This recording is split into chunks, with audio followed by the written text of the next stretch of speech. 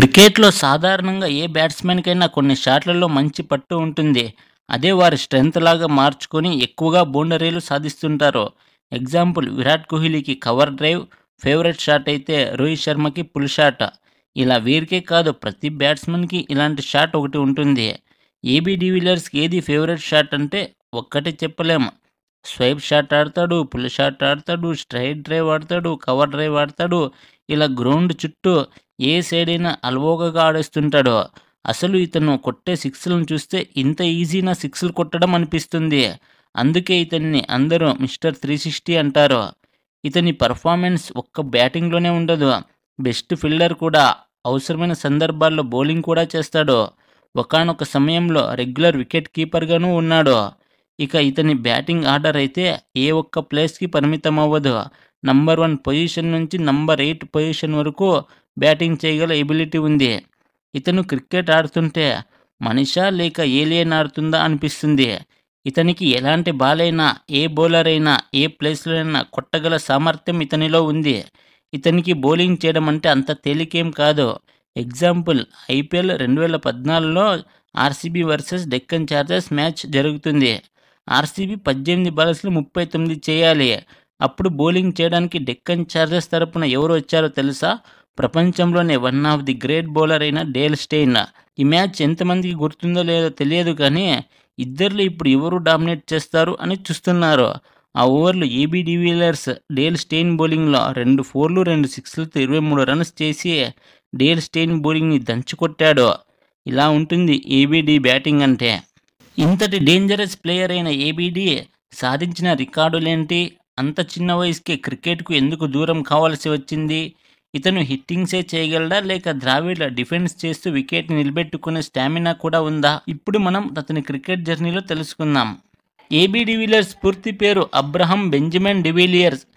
ఇతను south Africa player. ABD తన మొదటి ఇంటర్నేషనల్ మ్యాచ్‌ని డిసెంబర్ 17, 2004న తనకు 20 ఏళ్ల వయసు ఉన్నప్పుడు ఇంగ్లాండ్‌పై ఓపెనర్‌గా మొదలుపెట్టాడు. ఇతను 296వ సౌత్ ఆఫ్రికా టెస్ట్ ప్లేయర్. ఇతను టీంలో నిలదొక్కుకోవడానికి ఎంతో సమయం పట్టలేదు. ఆడిన మొదటి సిరీస్‌లోనే 5వ మ్యాచ్‌లో ఫస్ట్ ఇన్నింగ్స్‌లో 92, సెకండ్ ఇన్నింగ్స్‌లో 109 చేసి మ్యాన్ ఆఫ్ ది మ్యాచ్‌గా నిలిచాడు. ఈయన 2005 సంవత్సరంలో టెస్టుల్లో 1008 పరుగులు చేసి సౌత్ ఆఫ్రికా టీంలో ఫ్యూచర్‌లో ఉన్నత స్థాయికి ఎదిగేలా కనిపించాడు. వన్డేలకు కూడా 2005లోనే ఎంట్రీ ఇచ్చాడు. ఇంగ్లాండ్‌పై 78వ సౌత్ ఆఫ్రికా వన్డే ప్లేయర్‌గా. కానీ టెస్టుల్లో గ్రో అయినంత ఫాస్ట్‌గా ఎదగలేకపోయాడు.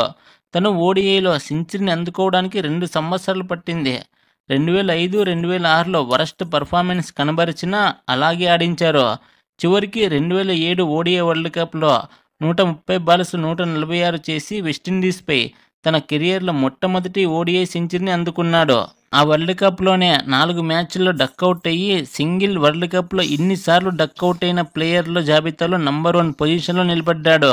ఇతనేంటో, ఇతని తీరేంటో అర్థం చేసుకోలేకపోయారు. ఇక ఇతను ఓడిఐలకి పనికిరాడు అనుకున్న సమయంలో వెస్టిండీస్‌పై సెంచరీ చేసిన అనంతరం విరుచుకుపడ్డాడు చూడు. ఆ ఒక్క ఇయర్‌లోనే 1209 రన్స్ చేసి ఊపులోకి వచ్చాడు. ఏబీ డివిలియర్స్ 2008లో భారత్‌తో జరిగిన టెస్ట్ మ్యాచ్‌లో అయితే 217 చేసి మ్యాచ్‌ని గెలిపించాడు. ఈ మ్యాచ్ ఎక్కడో జరగలేదు. మన భారత్‌లోనే జరిగింది అహ్మదాబాద్‌లో. భారత్ ఫస్ట్ ఇన్నింగ్స్‌లో 76కి ఆలౌట్ అయితే బౌలింగ్ పిచ్చేమో అనుకున్నారు. సౌత్ ఆఫ్రికా కూడా 117కి 4 వికెట్లను కోల్పోయింది. అప్పుడు బ్యాటింగ్‌కి వచ్చిన ఏబీడీ జక్వెస్ కల్లిస్‌తో కలిసి 256 పార్ట్నర్‌షిప్‌ని కనబరిచి ఇతను 333 బాల్స్‌లో 217 చేశాడు. 17 ఫోర్లు, 2 సిక్స్‌లతో. దీంతో సౌత్ ఆఫ్రికా 494 చేసింది 7 వికెట్లకు. భారత్ 2 ఇన్నింగ్స్‌లను కలిపి ఈ స్కోర్‌ని చేజ్ చేయలేక ఇన్నింగ్స్ 90 రన్స్‌తో ఓడిపోయింది. డివిలియర్స్ అనుకుంటే తన ముందర ఎంత పెద్ద టార్గెట్ అయినా చిన్నదే అని నిరూపించడానికి ఇప్పుడు నేను చెప్పబోయే ఇన్నింగ్సే చాలు. 2008లో ఆసీస్‌కి సౌత్ ఆఫ్రికాకి మధ్య టెస్ట్ సిరీస్ జరుగుతుంది. ఫస్ట్ మ్యాచ్‌లోనే ఆసీస్ సౌత్ ఆఫ్రికా ముందర 414 భారీ టార్గెట్ విధించింది. టెస్టుల్లో 300 రన్స్ చేజ్ చేయడం అంటేనే చాలా కష్టతరం. అలాంటిది ఏబీడీ ఫస్ట్ ఇన్నింగ్స్‌లో 63 చేయడమే కాకుండా సెకండ్ ఇన్నింగ్స్‌లో 106 చేసి నాటౌట్‌గా ఉండి 414 రన్స్ టార్గెట్‌ని చేజ్ చేసేలా చేసి ఓడిపోవాల్సిన మ్యాచ్‌ని గెలిపించాడు. ఈ సిరీస్ని సౌత్ ఆఫ్రికా 2-1తో గెలుచుకుంది. ఏబీడీ 2008 ఒక్క సంవత్సరంలోనే టెస్టుల్లో 4 సెంచరీలు సాధించి 1061 రన్స్ చేశాడు. 2010లో అయితే ఏబీడీ గేర్ మార్చి ఇప్పటి నుంచి ఒక విధంగా అన్నట్టు బ్యాటింగ్ చేశాడు. 2010లో భారత్తో జరిగిన మ్యాచ్లో 33 ఓవర్లు అయిన తర్వాత బ్యాటింగ్కి వచ్చి 59 బాల్స్లోనే 11 ఫోర్లు 3 సిక్స్లతో 102 చేసి సౌత్ ఆఫ్రికా 365 చేయడంలో కీ రోల్ పోషించాడు. అదే ఫామ్ని కంటిన్యూ చేస్తూ ఈసారి టెస్టుల్లో పాకిస్తాన్కి ముచ్చెమటలు పట్టించాడు. అప్పటి వరకు సౌత్ ఆఫ్రికా బ్యాట్స్మెన్లో గ్రేమ్ స్మిత్ 277తో హైయెస్ట్ స్కోరర్గా ఉండేవాడు. ఆ హైయెస్ట్ స్కోర్ని బీట్ చేసి 418 బాల్స్లో 6 సిక్స్లు 23 ఫోర్లతో 278 చేసి ఇతను హైయెస్ట్ స్కోరర్గా నిలిచాడు. అలాగే వదిలేసింటే 300 కూడా చేసేవాడు. కానీ సౌత్ ఆఫ్రికా 584కి 9 వికెట్లతో ఉండంగానే డిక్లేర్ చేశారు. ఈ 2010 సంవత్సరం ఏబీడీకి గోల్డెన్ ఇయర్ అని చెప్పొచ్చు. మామూలుగా వన్డేల్లో ఆడితే టెస్టుల్లో ఆడితే వన్డేల్లో ఆడ్డు. కానీ ఈ 2010లో మాత్రం ఈ 2 ఫార్మాట్లోనూ రాణించాడు. టెస్టుల్లో 996 రన్స్ చేస్తే వన్డేల్లో 964 రన్స్ చేశాడు. 2011 వరల్డ్ కప్లో వెస్టిండీస్పై నెదర్లాండ్పై 2 వరుస సెంచరీలు సాధించి వరల్డ్ కప్లో 2 వరుస సెంచరీలు సాధించిన ఫస్ట్ సౌత్ ఆఫ్రికన్ ప్లేయర్గా నిలిచాడు. ఇతను ఈ వరల్డ్ కప్లో సౌత్ ఆఫ్రికాను ముందుకు తీసుకెళ్లడానికి ఎంతో ప్రయత్నించాడు. కానీ తెలుసు కదా, ఇలాంటి టోర్నమెంట్స్లో సౌత్ ఆఫ్రికాను బ్యాడ్ లక్ ఎలా వెంటాడుతుందో అని. క్వార్టర్ ఫైనల్లో న్యూజిలాండ్ 221 తక్కువ స్కోరే చేసినా సౌత్ ఆఫ్రికా దీన్ని చేస్ చేయడంలో విఫలమైంది. యాక్చువల్గా ఏబీడీ గెలిపించేవాడే. 35 రన్స్ ఉన్నప్పుడు రన్అట్ అయిపోయాడు. ఏబీడీ భారీ హిట్టర్ అని పేరుగాంచిన తర్వాత తనలో మరో కోణాన్ని చూపించాడు. 2012లో టెస్ట్ మ్యాచ్లో ఆసీస్ 430 భారీ టార్గెట్ని ముందు ఉంచితే ఎలాగైనా డ్రా చేసుకోవాలని ఎంత ఓపికతో బ్యాటింగ్ చేశాడంటే తన శైలికి విరుద్ధంగా 220 బాల్స్ ఎదుర్కొని ఒక్క 4 ఒక్క 6 కూడా కొట్టకుండానే 33 రన్స్ చేసి మ్యాచ్ని ఓడిపోకుండా డ్రా చేయడంలో సక్సెస్ అయ్యాడు. ఆ సిరీస్లోనే చివరి మ్యాచ్లో 184 బాల్స్లో 169 చేసి మ్యాచ్తో పాటు సిరీస్ని గెలిపించాడు. ఈ విధంగా సిచ్యువేషన్కి తగ్గట్టు తన్ని తాను మార్చుకోగలడు. 2015లో భారత్పై జరిగిన టెస్ట్ మ్యాచ్లను అంతే. 297 బాల్స్ ఎదుర్కొని 43 చేసి సౌత్ ఆఫ్రికాని ఆదుకునే ప్రయత్నం చేశాడు. కానీ ఆ మ్యాచ్ ఓడిపోవాల్సి వచ్చింది. ఇతను కంటిన్యూస్గా 12 వరుస టెస్ట్ మ్యాచ్ల్లో హాఫ్ సెంచరీ సాధించి ఇలా టెస్టుల్లో కంటిన్యూస్గా ఎక్కువ హాఫ్ సెంచరీ సాధించిన లిస్టులో టాప్లో నిలబడ్డాడు. 2013లో అయితే ఏబీడీ తన కెరీర్లోనే ది బెస్ట్ని చూపించాడు. వన్డేల్లో 3 సెంచరీలు, టెస్టులో 4 సెంచరీలతో చెలరేగాడు. ఈ 7 సెంచరీలో ఒక్క పాకిస్తాన్ పైన 5 సెంచరీలు చేసి ఏబీడీ పేరు తలుచుకుంటేనే భయపడిపోయేలా చేశాడు. ఇక ఇతని ఫీల్డింగ్ గురించి వేరే చెప్పనక్కర్లేదు. ఒకప్పుడు ది బెస్ట్ ఫీల్డర్ అంటే జాంటీ రోడ్స్ పేరు చెప్పేవారు. ఇప్పుడు ఏబీడీని ఫీల్డింగ్లో అతనితో పోల్చుతున్నారు అంటే ఎలాంటి ఫీల్డరో మీరే ఊహించుకోండి. మార్క్ బోచర్ తర్వాత సౌత్ ఆఫ్రికాకు సరైన వికెట్ కీపర్ లేకపోతే ఇతను రెగ్యులర్ వికెట్ కీపర్గా మారాడు. 2013లో ఇంగ్లాండ్పై జరిగిన టెస్ట్ మ్యాచ్లో 11 క్యాచ్లు అందుకుని ఒక్క మ్యాచ్లో ఇన్ని క్యాచ్లు అందుకున్న లిస్టులో టాప్లో నిల్చున్నాడు. గ్రేమ్ స్మిత్ తర్వాత ఏబీ డివిలియర్స్ని కెప్టెన్గా చేయాలని ఫోర్స్ పెరగడంతో 2012 నుండి వన్డేలకు కెప్టెన్గా మారాడు. 2012 నుండి 2017 వరకు కెప్టెన్గా ఉండి వన్డేల్లో సౌత్ ఆఫ్రికా తరపున ఎక్కువ మ్యాచ్లకు కెప్టెన్స్గా ఉన్న వ్యక్తుల్లో టాప్ 3లో ఉన్నాడు. గ్రేమ్ స్మిత్ 149 మ్యాచ్లకు, డబ్ల్యూజే క్రాంజీ 138 మ్యాచ్లకు కెప్టెన్సీ చేస్తే ఏబీడీ 103 మ్యాచ్లకు కెప్టెన్సీ చేశాడు. ఇందులో తన కెప్టెన్సీలో 59 మ్యాచ్లను గెలిపించాడు.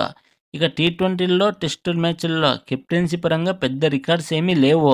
టీ20ల్లో 18 మ్యాచ్లకు కెప్టెన్సీగా చేస్తే 8 మ్యాచ్లు గెలిపించాడు, 9 మ్యాచ్ల్లో ఓడిపోయింది. టెస్ట్ మ్యాచ్ల్లో కేవలం 3 మ్యాచ్లకు మాత్రమే కెప్టెన్సీ చేశాడు. అందులో 2 మ్యాచ్లు గెలిస్తే 1 మ్యాచ్ ఓడిపోయింది. ఇక 2015లో జరిగిన వన్డేలో వెస్టిండీస్పై ఆడిన ఇన్నింగ్స్ గురించి ఎంత చెప్పినా తక్కువే. రెండో వన్డేలో south Africa openers Russo, Amla ఇద్దరూ సెంచరీలు చేసుకోవడంతో సౌత్ ఆఫ్రికా తొలి వికెట్ను 247 వద్ద కోల్పోయింది. అప్పటికే 38.3 ఓవర్లు అయిపోయాయి. ఒక్క వికెట్ అయినా దక్కింది అని సంతోషించే లోపే ఎందుకురా వికెట్ని తీసుకున్నాం అని బాధపడేలా చేశాడు ఏబీడీ. 39 ఓవర్లలో బ్యాటింగ్కి వచ్చినా కూడా వెస్టిండీస్ బౌలర్లను చితక బాదేసి 16 బాల్స్లో 50 దాటించాడు. 31 బాల్స్లోనే సెంచరీని సాధించాడు. కేవలం 44 బాల్స్ ఆడి 149 రన్స్ చేశాడు. ఇందులో 9 ఫోర్లు 16 సిక్సర్లు ఉన్నాయి. దీంతో సౌత్ ఆఫ్రికా 439 రన్స్ చేసి పెద్ద విజయాన్ని అందుకోవడమే కాదు, వన్డేల్లో హైయెస్ట్ స్కోర్లలో టాప్ 5లో నిలబడింది. ఇక ఏబిడి అయితే ఎన్ని రికార్డ్స్ బద్దలు కొట్టాడు అంటే వన్డేల్లో ఫాస్టెస్ట్ 50, ఫాస్టెస్ట్ 100 చేయడమే కాదు, ఒక్క ఇన్నింగ్స్లో ఎక్కువ సిక్సర్లు కొట్టిన ప్లేయర్లో టాప్ 2లో నిలబడ్డాడు. అదే సంవత్సరంలో జరిగిన వన్డే వరల్డ్ కప్లో ఎలాగైనా తన నాయకత్వంలో టీంని ఛాంపియన్ చేయాలని తెగ శ్రమించాడు. ఆ వరల్డ్ కప్లో 482 రన్స్ చేసి 2015 వరల్డ్ కప్లో ఎక్కువ రన్స్ చేసిన లిస్ట్లో టాప్ 3లో నిల్చున్నాడు. అయినా ఏబిడి శ్రమ కన్నా సౌత్ ఆఫ్రికా బ్యాడ్ లక్కే స్ట్రాంగ్గా ఉన్నట్టుంది. సెమీఫైనల్స్ వరకు వెళ్ళి సెమీఫైనల్లో న్యూజిలాండ్తో పోరాడింది. 43 ఓవర్లకు జరిగిన ఈ మ్యాచ్లో సౌత్ ఆఫ్రికా 281 భారీ స్కోరే కొట్టింది. ఏబిడి అయితే 45 బాల్స్లో 65 చేశాడు. డక్వర్త్ లూయిస్ ప్రకారం కివీస్ టార్గెట్ 298. ఇంత పెద్ద టార్గెట్ ఉండడంతో ఫైనల్కి వెళ్తారు అనుకుంటే కివీస్ 42.5 బాల్స్కి ఈ స్కోర్ని రీచ్ అయ్యి ఏబిడి టీంని ఇంటికి పంపింది. అప్పుడు డివిలియర్స్ గ్రౌండ్లోనే కంటతడి పెట్టడం బాధకు గురి చేసింది. ఏది ఏమైనప్పటికీ ఈ వరల్డ్ కప్లో ఏబిడి వెస్టిండీస్పై జరిగిన మ్యాచ్లో విధ్వంసుని సృష్టించాడు. 66 బాల్స్లో 17 ఫోర్లు 8 సిక్స్లతో 162 చేసి వన్డేల్లో ఫాస్టెస్ట్ 150ని అందుకున్నాడు. ఈ మ్యాచ్లో సౌత్ ఆఫ్రికా 408 చేసి అరేబియన్స్ని చిత్తు చేసింది. ఇంత పెద్ద హిట్టర్ అయినప్పటికీ ఎక్కువగా వన్డేల్లో టెస్టుల్లోనే రికార్డులు క్రియేట్ చేస్తున్నాడు. టీ20లో అంతంత మాత్రమే ఉన్నాడు. అప్పుడు ఇంగ్లాండ్పై 2016లో జరిగిన టీ20లో 29 బాల్స్లో 71 చేసి టీ20లో ఒక మంచి ఇన్నింగ్స్ని వెనకేసుకున్నాడు. టెస్టుల్లో హైయెస్ట్ స్కోర్ 278, వన్డేల్లో ఎంతో తెలుసా 176. ఇది 2017లో బంగ్లాతో జరిగిన మ్యాచ్లో సాధించాడు, కేవలం 104 బాల్స్లోనే. ఇలా ఏబీ డివిలియర్స్ కెరీర్ సాగిపోతున్న సమయంలో 2018లో ఇంటర్నేషనల్ క్రికెట్కు రిటైర్మెంట్ ప్రకటిస్తున్నట్టు అనౌన్స్ చేశాడు. అప్పటికి అతనికి ఇంకా 34 సంవత్సరాలే, ఇంకా చాలా కెరీర్ ఉండింది. ఎందుకని అంత చిన్న వయసుకి ఇంటర్నేషనల్ క్రికెట్ నుంచి తప్పుకోవాల్సి వచ్చింది అంటే, ఒకటి సౌత్ ఆఫ్రికా క్రికెట్ బోర్డుతో తగాదాలు, మరో కారణం తన తోటి క్రికెటర్స్ అయిన మార్క్ బోచర్, జక్వస్ కల్లిస్ లాంటి సీనియర్ క్రికెటర్లు రిటైర్డ్ అయిపోవడంతో తానే టీంలో సీనియర్ క్రికెటర్ అవడంతో ఏదో వెల్తిగా ఉండిందంట. అంతేకాదు తన కొడుకు కాలి మడమ తన కంటికి తగలడంతో కంటి చూపు మందగించడంతో సర్జరీ చేయించుకున్నాడు. అప్పుడు డాక్టర్స్ క్రికెట్కు దూరంగా ఉండమని సలహా ఇవ్వడంతో రిటైర్మెంట్ ఇవ్వవలసి వచ్చింది. ఇతను 3 సార్లు ICC ODI player of the year అవార్డ్స్ని గెలుచుకున్నాడు, 2010, 2014 మరియు 2015లో. ఇక ఓవరాల్గా ఇతను 114 టెస్ట్ మ్యాచ్ల్లో 8,765 రన్స్ చేశాడు. అందులో 22 సెంచరీలు, 46 హాఫ్ సెంచరీలు ఉన్నాయి. ఇక వన్డేల్లో 228 మ్యాచ్లు ఆడగా 25 సెంచరీలు, 53 హాఫ్ సెంచరీలతో 9,577 రన్స్ చేశాడు. టీ20లో అయితే 78 మ్యాచ్లకు గాను 1,672 రన్స్ చేశాడు. అందులో 10 హాఫ్ సెంచరీలు ఉన్నాయి. మీలో ఎవరైనా ఏబీ డివిలియర్స్ ఫ్యాన్స్ ఉంటే కామెంట్ చేయండి. అలాగే నెక్స్ట్ మీరు ఏ ప్లేయర్ క్రికెట్ జర్నీ గురించి తెలుసుకోవాలి అనుకుంటున్నారో కామెంట్ ద్వారా తెలియజేయండి. ఈ వీడియో ఎంతసేపు చూసినందుకు మీకు చాలా థ్యాంక్స్. మీరు ఈ వీడియోకి రేటింగ్ కూడా ఇవ్వచ్చు. బాగా నచ్చినట్లయితే 5, బాగుంది అనిపిస్తే 4, పర్లేదు అనుకుంటే 3, బాగాలేదనుకుంటే 2, ది వరెస్ట్ అనుకుంటే 1 ఇవ్వండి. మీ ఒపీనియన్ని కామెంట్ ద్వారా తెలియజేయండి. మీకు నేను చెప్పిన ఎక్స్ప్లెనేషన్ నచ్చితే లైక్ చేయండి. అలాగే మరిన్ని మంచి టాపిక్స్ కోసం ఎన్ఏకే ఛానల్ని సబ్స్క్రైబ్ చేసుకోండి.